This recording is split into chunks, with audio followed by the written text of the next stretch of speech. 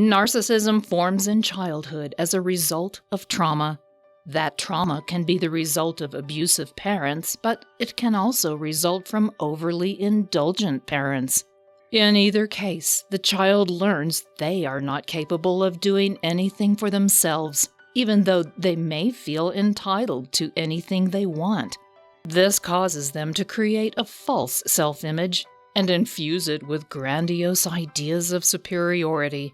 But why does that often make them hate their mothers? Narcissists can't accept responsibility for their actions or their problems. They externalize blame, and a mother is often the target of that blame. She has been an ever-present force throughout their life, and that makes them a ready target. If you have a narcissistic child, you'll want to learn how and why this happens. So let's dig in. Why do narcissists come to hate their mothers? When narcissism forms, it is usually due to an abusive treatment from one or both parents. While fathers can be narcissistic and abuse their children, it is often the abusive treatment of their mother that makes a greater impact. Mothers are commonly around their children more than fathers, and when they are abusive, the damage can be extensive and life-changing. It disrupts the formation of a strong sense of self, which is what ultimately causes narcissism. Whether the mother is a narcissist or not makes little difference. The damage done to the child is the same, and it builds resentment. The narcissistic child projects that resentment onto their mother, and it results in hate. The narcissistic child also likely felt isolated and even emotionally abandoned by their mother. They have difficulty making friends, and they also can't get any emotional support at home from their parents. This response against their mother is more common in covert narcissists, who are not as easy to identify as grandiose narcissists.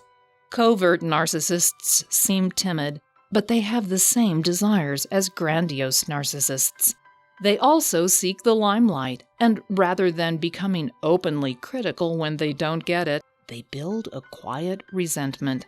They may treat their mother in passive-aggressive ways, and in some cases that can transform into elder abuse as their mother ages. It's ultimately the product of the cycle of abuse. The mother's actions can cause narcissism, which can then create resentment in their own child, who later abuses them. How does a narcissist experience attachment to their mother?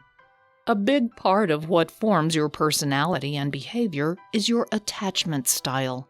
Your attachment style relates to how you seek or avoid contact and proximity to other people. Early in life, you learn that the world is either a safe place where your needs are mostly met, or you learn it is unsafe, where it's possible your needs may not be met.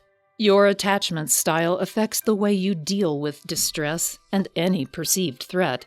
If you score low on dimensions of attachment that are linked to anxiety and avoidance, you likely have a secure attachment style. That means you will employ constructive and effective strategies for coping with problems.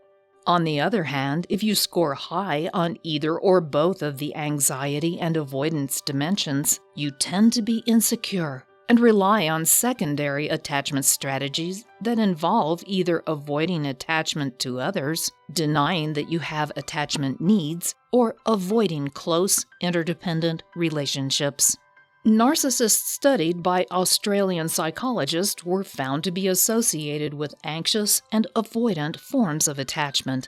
More specifically, grandiose narcissism is associated with an avoidant attachment style that results in the typical behaviors of self-praise and denial of any flaws that we tend to associate with a narcissist. Vulnerable or covert narcissists, on the other hand, are associated with attachment anxiety, which results in an exaggerated sense of entitlement, hypersensitivity to other people's opinions, and self-focused attention. Thus, when the narcissist's mother engages in the abusive behavior that causes narcissism to form, the covert narcissist internalizes her criticism and this destroys their ability to form secure attachments. They lack a sense of attachment with anyone in their life, including their mother. That can breed resentment that only grows through time. How does the resentful narcissist treat their mother? Once a narcissist's mother displeases them, they do as all narcissists do and enter the devaluation stage. This is where they will, at least inwardly, begin criticizing her. They begin to see her as inferior and treat her as such. They still see a need for her to provide them with narcissistic supply, however, and toward that end, they will begin to manipulate her to get their needs met. They employ all the typical narcissistic manipulation techniques, such as gaslighting, lying, triangulation, and projection. They may occasionally use compliments to further manipulate their mother, but they will just as often employ techniques like emotional blackmail. They will, in short, do whatever they need to do to get their narcissistic supply. Once they feel they have gotten everything they can from their mother, they may then discard her. This can happen when she is elderly and can no longer pose an abusive threat to them. Narcissists are also capable of physical abuse and may use this type of abuse to exact their revenge on their mother. Is there a difference between narcissistic sons and daughters? There are fundamental differences between male and female narcissists. Additionally, because daughters are often viewed as competition for their abusive mothers, daughters are more likely to develop a strong resentment toward their mother. Abusive mothers who see their daughters are competitors often berate them and demean them on a regular basis to crush their self-esteem. This can easily produce a narcissistic child who grows to resent her mother. Many narcissistic daughters abandon their mother at an early age, but if they remain in contact, they will often demonstrate their hate with their abusive behavior. The relationship between a mother and son is different, even if the mother is an abuser. Mothers will often groom their sons to take care of them and be their helpers as they age. They develop an unhealthy attachment with their sons, who feel a stronger sense of obligation to care for their mother. Though this may prevent outright abuse, sons often develop a hidden, deep-seated resentment for the way their mothers have treated them. They may then use passive-aggressive tactics to get back at her.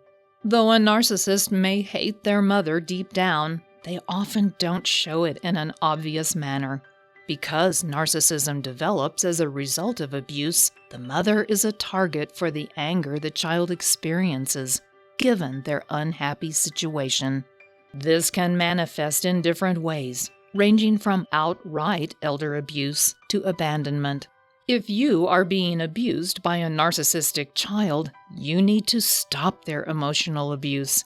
The first step towards stopping the cycle of abuse is by healing your own emotional trigger wounds. I have created a 5-step roadmap to heal emotional triggers that can help you do that. You'll learn how to get your emotions under your control to prevent manipulation.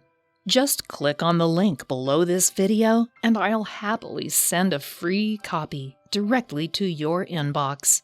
Thanks for watching.